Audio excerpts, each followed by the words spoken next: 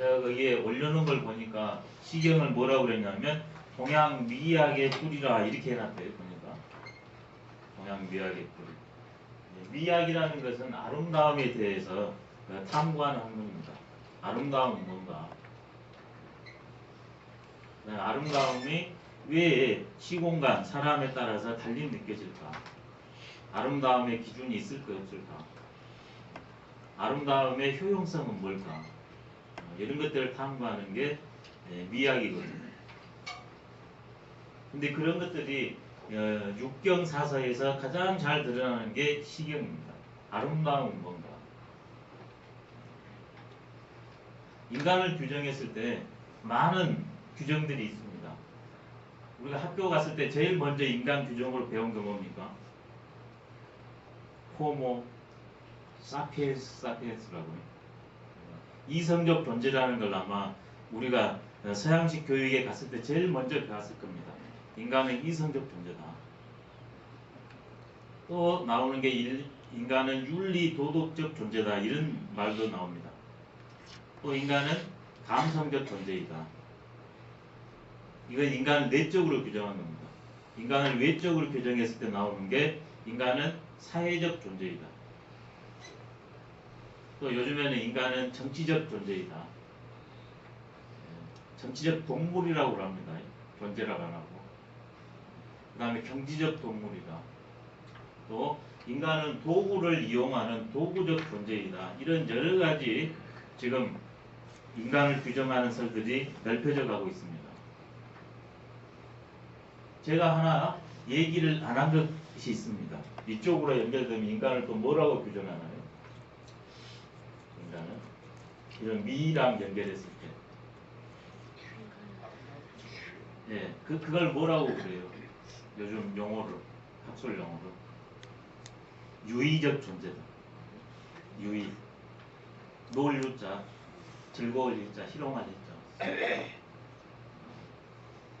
아까 전에 말씀드린 첫 번째 이성적이다, 윤리 도덕이다, 그 다음에 감성적이라는 건 인간을 지우종으로 놓은 거거든요. 지우종으로. 그 다음에 뭐 사회적이다, 정치, 경제적, 뭐 도구적 존재다. 이것은 사회적 존재 속에서 우리가 어떻게 관계 맺기를 하냐 그 측면으로 한 겁니다. 여기에서는 말 그대로 인간을 제외한 인간 자체만으로 탐구가 가능합니다.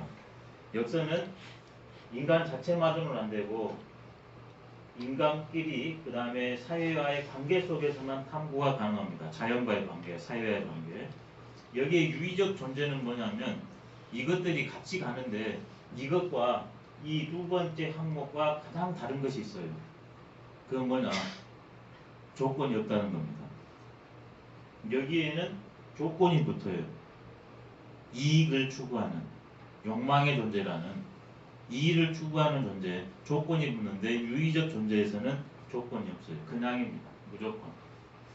그게 바로 이 사회적 인간 규정과 유의적 인간 규정의 다른 점이에요.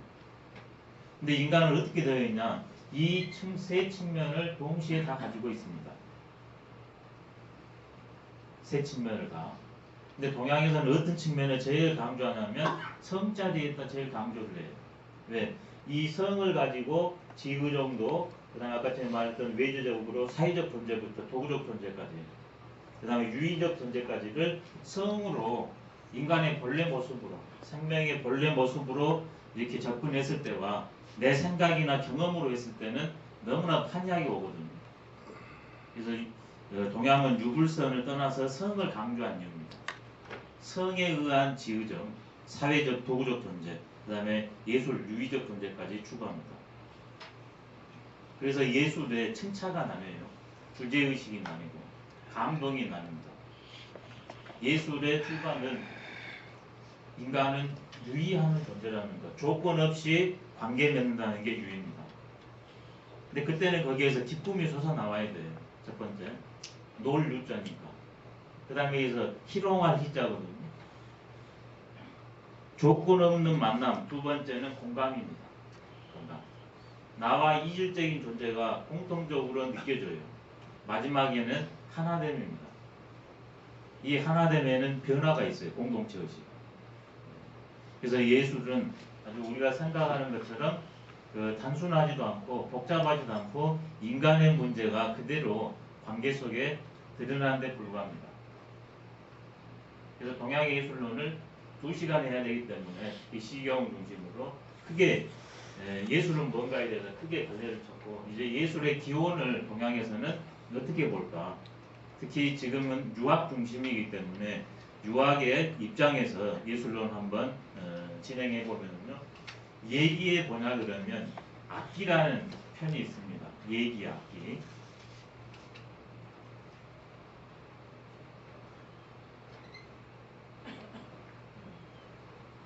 얘기라는 것은 말 그대로 예에 대해서 기록해놨다, 이게 얘기거든요. 예라는 것은 우리가 살아가는 모든 모습이 예예요. 그래서 예는 크게 말하나 그러면 뭐냐, 사회적으로 했을 때 육예가 예거든요. 육예라는 건 뭐냐면 정치, 경제, 사회, 문화, 예술 이런 것들을 총체적으로 육예라고 그래요. 다시 말하면 요즘 말하면 국가를 다스리는 큰 틀이 육예입니다. 사회를 다스리는 이끌어가는 큰 틀이 육예예요. 작은 걸로는 나 자신을 이끌어가는 예, 악, 사, 서, 수, 이게 작은 예입니다. 국가를 이끌어가는 예, 그 다음에 내 자신을 조율하는 예, 이 2개를 예라고 그래요. 근데 지금 우리가 하는 예는 내 개인에 관련된 에티켓에 불과할 뿐이죠. 예는 그러지 않습니다. 동양에는 다 걸려요. 개인의 문제와 국가의 문제가 다. 그래서 국가의 문제를 특히 강조한 게 주례라고 그럽니다. 주례. 주공이 완성했다는 주례. 근데 이 얘기 중에 뭐냐 그러면 개인과 국가의 문제를 다 요점을 뽑아놓은 게 얘기니까 거기에 악기라는 게 있어요. 이게 바로 예술론입니다. 근데 여기에 첫 번째 어떻게 시작되냐면, 이게 제가 생각했을 때 동양에서 예술의 기원, 예술의 정의를 내리는 문장인 것 같습니다. 거기에 보면 뭐로 나오냐면, 인생이 정은 천지성야요 감어무리 동은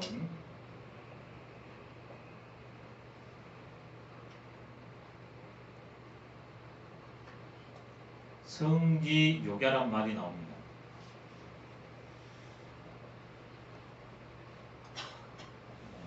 저는 이게 예술의 정의, 기원으로 가장 합당한 문구인 것 같습니다. 인생이 정은 천지성야요 감어무리 동은 성지요괴라. 사람이 태어남에 고요한 것은 생명의 본래 모습이고, 대상을 느껴서 움직이는 것은, 반응하는 것은 생명을 가진 천성, 생명을 가진 본래적 하고자 합니다. 능력이다. 저는 이게 예술의 가장 적합한 정의지 않나 이런 생각합니다. 그러니까 여기에서 천과 성, 욕을 어떻게 규정하에 따라서 이 문장 해석이 달라져요. 제가 다시 한번 의역을 해볼게요. 예술이라는 것은 뭐냐? 내가 태어납니다. 인생살이가 아닙니다. 이때 내가 태어나자마자 그때는 외부와의 교감이 상대적으로 활발하지가 않아요. 그때는 지의정 작용이나 뭐 사회적 존재나 이런 것이 쉬워요. 그게 정입니다. 그게 바로 생명의 실상이에요. 생명의 본래 모습. 처음 태어나나 그러면 뭐 인간이 도구적 존재나 이성적 존재나 이런 거 하나도 없어요. 그냥 생명 그 자체로 있어요. 인생의 정은 천지성야라. 다시 말하면 성선론을 기반해서 있네요. 근데 이 몸을 갖자마자 동시에 어떻게 되냐? 이건 실제로가 아니라 논리적으로 이렇게 말한 겁니다. 근데 우리가 태어나자마자 어떻게 안 움직이겠습니까? 성자리는 그런다는 거죠. 근데 태어나자마자 그 순간 우리는 어떻게 됩니까? 대상하고 만나게 됩니다. 그게 감언물이에요. 어머니 태중에서도 만나고 있었고 실제로 이제 응아하면서 나오는 그 순간 어머니의 질하고 만나고 그 다음에 나를 받아주시는 그분하고 만나고 그 다음에 공기하고 만납니다. 소리하고 만나요. 천지 만물 만사하고 다 동시에 그때 만나거든요. 그게 감언물이에요. 그러면 내가 거기에서 반응을 하잖아요. 그래서 감동은 뭐냐? 응이에요. 예수는 한마디로 감응입니다. 감응. 밖에서 오는 자극을 감이라고 그럽니다. 동시에 만나요. 감응이라는 건 동시적 구조인데 그 관계를 조금 더 세부적으로 하면 감이라는 건 외부에서 이렇게 나한테 오는 것. 외부의 힘이 좀 더 강해요. 응이라는 것은 내가 그 외부에 이렇게 다시 보내는 게 응입니다. 감응. 실제는 동시에요. 그러면 또 이렇게 됩니다.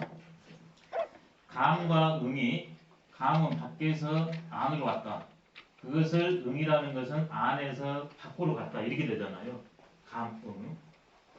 근데 내가 이것을 일이 보내냐 그러면 상대적으로 이것은 응이 되죠. 그러죠. 그러잖아요. 그 다음에 나는 이렇게 보면 받았지만 나는 또 보내잖아요. 이게 또 감이에요. 감과 응은 떨어져 있는 게 아니라 감은 응으로 바뀌고 응은 감으로 바뀌어요. 이게 교감입니다. 교감. 그래서 예술이라는 것은 개인적 활동인 같은데 내 개인 혼자 할 수가 없어요. 상호작용입니다. 그게 교감이에요. 네, 교감. 이 교가 여기서는 물입니다. 물. 이질적인 존재와 동시적으로 상호적으로 만나요. 주거니 받거니, 주거니 받거니. 이게 대상을 만나다 그러면 이렇게 반응하는 것은 바로 생명을 가진 실상이라고 했더니 천성을이 생명을 가진 실상은 자연스럽게 그것이 발로가 돼요. 그게 성지욕이에요. 생명을 가진 존재들의 원초적 자발성이 성지욕입니다. 그래서 예술은 무조건이에요. 그래서 예술의 조건이 걸어지면 이제 추합니다. 냄새가 나요. 그리고 이것이 있을 때 가장 사람한테 교감을 줘서 호응을 일으키고 감동을 줍니다. 여기서 나온 게 감동이에요. 예술의 효용성이 나왔네 제대로. 감. 서로 교감해가지고 서로를 변화시켜요. 이게 감동이에요. 예술의 효용성까지 다 나왔어요. 우리는 본래적으로 천생의 정, 아니 인생의 정, 천지 성야의 근본 조건에서 몸을 갖는 그 순간 대상과 교감해가지고 그것을 생명의 실상을 자유롭게 펼칠 수 있는 그러한 자발성을 갖고 있습니다. 이게 드러난 게 예술입니다. 얘기, 악기에서 말한. 근데 지금 자본주의 사회에서는 바로 이런 것들을 어떻게 합니까? 자본주의에서처럼 지금 예술이 극단적으로 발전한 시대는 없거든요. 근데 이런 측면에 입각해 있는가? 아니면 이익을 중심으로 되어 있는가? 그러니까 이 본래성이 강조됐을 때는 감동이 있거든요. 네 본래성이 떨어지고 조건이 붙으면 감동이 없어요. 왜? 이익하고 결부되니까. 그래서 예술은 크게 순수예술과 상업예술로 나뉩니다. 순수예술과 상업예술. 의미를 어떤 의도를 갖는 건 상업예술이에요. 예술이 이 순수 천의 측면과 인의 측면이 동시에 했을 때 예술성으로서 작품으로 구현되거든요. 그렇지만 상업성을 강조했을 때와 그냥 그것이 관계 속에서 드러났을 때는 너무나 큰 차이가 납니다. 지금 자본주의는 상업예술입니다. 이게 빨리 시들어요. 그래서 계속 더 자극을 강하게 줘야 됩니다. 이게 예술을 통해서 정화되는 게 아니라 사람이 예술을 통해서 타락합니다. 그게 군사정권에 썼던 그 유명한 3정책, 3S 정책. 거기에서 스포츠하고 다 몸으로 하는 거예요. 그 다음에 만나서 하는 겁니다. 부딪히고, 그 다음에 스크린, 극장의 우상, 그 다음에 거기에다가 섹스를 집어했잖아요. 예. 그게 성지욕이에요. 원초적 자발성이에요. 성지욕. 인간이 몸과 몸으로서 생명으로 만나자는 게 기본적인 요구입니다.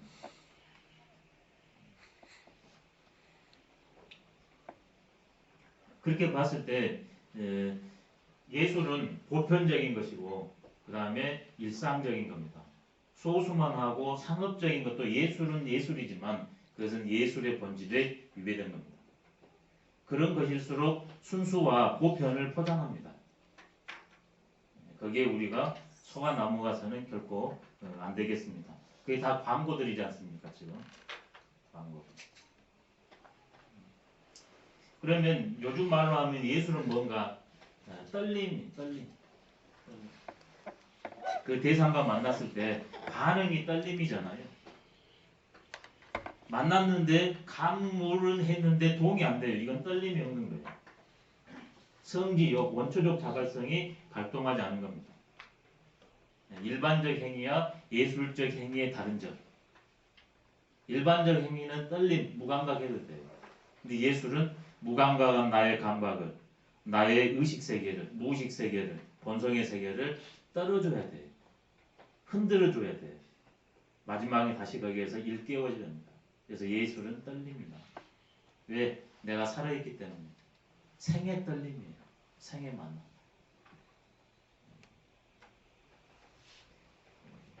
그러면 이것은 반드시 아까 말씀드린 것처럼 교감을 통해 가지고 증폭되고 활성화되는 것 같습니다. 생의 떨림은 교감을 통해서 이질적인 존재의 교감이 훨씬 나를 처음에는 떨리게 합니다. 근데 마지막에 가면 일상적인 게 나를 떨리게 합니다. 그래서 예술의 극치는 일상입니다. 처음에는 비상한 것으로 가요. 비상한 것. 근데 마지막으로는 일상으로 복귀합니다.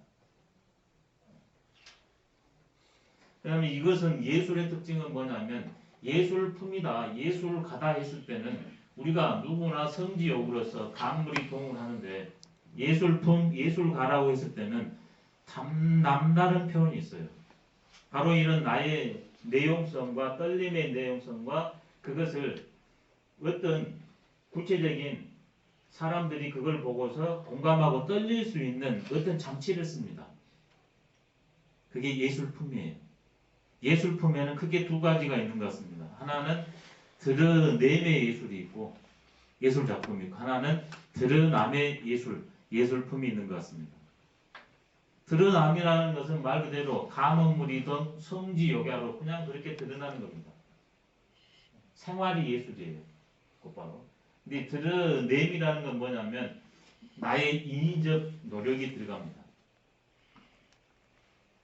드러남과 드러냄의 예술. 동양 철학 용어로 하면 드러냄의 예술은 인위적 예술, 유의 예술, 유의의 예술. 그 다음에 드러남의 예술은 무의자연의 예술, 무의 예술론입니다. 동양 예술론의 거치는 무의자연입니다. 어거지 없이 저절로 그렇게. 그렇지만 행위는 있어요. 천의 무봉이라 그럽니다. 하늘 옷은 꿰맨 자국이 없다. 그게 무의자연이에요. 우리 인간의 옷은 꿰맨 자국이 있잖아요. 이거 인이에요. 이게 드러냄이에요. 우리 인간 꿰맨 자국이 있습니까? 이게 천의 무봉이에요. 무의자연. 인간이 만들어 놓은 예술품이 멋져요. 인간을 이렇게 하는 것. 그렇지만 인간에 못 미쳐요. 왜? 드러냄이니까. 유학에서는 드러냄을 통해서 드러남으로 갈 수 있다고 봅니다. 인위적 노력을 통해서 이 무의자연의 세계에 갈 수 있다. 이게 노장과 불교와 다른 점이에요. 예술론 중에서도. 그러면 여기에서 이걸 드러낸다면 드러내는 방식들이 있을 거 아닙니까? 그래서 동양예술론은 크게 6가지입니다. 악, 가, 무. 이것들은 무형의 것들이에요. 무형의 것들. 그 다음에는 유형의 것들은 시, 서, 화 이렇게 있습니다. 악가무, 시서화. 예, 문화재에도 무형문화재, 유형문화재 있죠. 악가무는 무형문화재예요. 찰나의 예술입니다. 그러니까 이 공감대 떨림이 제일 강해요. 제 방송만 봐도 감이 달라요. 근데 시서화는 어떻게 했어요? 상대적으로 보면 볼수록 더 감동스러운 것은 시서화입니다. 찰나 예술과 지속 예술을 크게 두 개로 나눌 수도 있습니다. 그러면 그 내용성은 뭘까? 아까 전제 드린 것처럼 천지인이라고 했잖아요. 말 그대로 천이라는 건 생명의 문제입니다. 천지 자연의 변화의 문제. 지금 이런 것도 하늘이 우리한테 보여주는 예술입니다. 그 인간 측면으로 보면 생, 노, 병, 사. 생, 장, 수, 장. 이게 바로 천이 우리한테 보여주는 예술입니다. 인간의 작품 중에 악가무 시서에서 생로병사, 충하추동, 생장, 수장에 대해서 다루는 작품들이 있죠. 자연세계를 다루는 것. 만약 그림으로 한다, 조선 그림으로 했을 때 이게 산수화입니다. 산수화. 이번에는 지혜에 관련된 것들이 있습니다. 지는 역사고, 역사는 흥망성쇠지 않습니까? 그래서 인간의 흥망성쇠를 주로 다루는 예술들이 있습니다. 마지막으로는 지에서 인간 자체에 대해서 다루는 작품들이 있습니다. 이게 크게 내용성들이에요. 천, 생로병사, 지, 흥망성쇠, 인간의 희노애다. 근데 걸작품들은 어떻게 되어 있냐? 이 세 개가 동시에 녹아들어 있습니다. 근데 어떤 유파를 추구하는 존재들은 천만 강조하거나 지만 강조하거나 인만 강조합니다. 시로 돌아오면 천을 강조하는 게 무슨 유파겠습니까? 자연주의, 생명주의 이런 것들이겠죠. 뭐 천목판이 뭐 이런. 그 다음에 지를 강조하는 건 뭐겠습니까? 현실의 문제, 서사, 참여시 등 김지아의 오적 같은 것. 그 다음에 인간의 이 희노애락을 하는 게 바로 순수 서정시예요. 큰 범주를 쳐버리면 쉽습니다. 근데 대작들은 그 세 개가 동시에 들어있다. 그 다음 부류들은 두 개가 들어있어요. 그 다음은 하나가 들어있습니다. 동양은 이 세 개를 다 집어이는 게 한시입니다. 그래서 한시를 보면 앞에는 서경이 있고 두 번째는 서정이 있거든요. 그 놈을 통해서 서사를 꾸며요. 서경은 천지의 문제잖아요. 서정은 인간의 문제잖아요. 그 두 개가 어우러진 게 역사니까 그게 서사예요. 서사. 악가무 시서화에 대해서 이렇게 갈래를 쳐야 되는데 그것까지는 시간상 양해를 부탁드리도록 하겠습니다. 일단 크게 유형과 무형으로 세 개 악가무 시서화가 있다.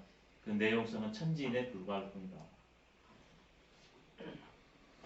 이걸 통해서 이제 내가 교감을 받아가지고 나도 이렇게 주고 그럴 겁니다. 그래서 플라톤 같은 아리스토 같은 사람은 예술은 모방이다 이런 말을 이제 했는데, 그럼 이 모방을 통해서 내가 예술 작용을 하냐 그러면 어떤 일이 일어나는가?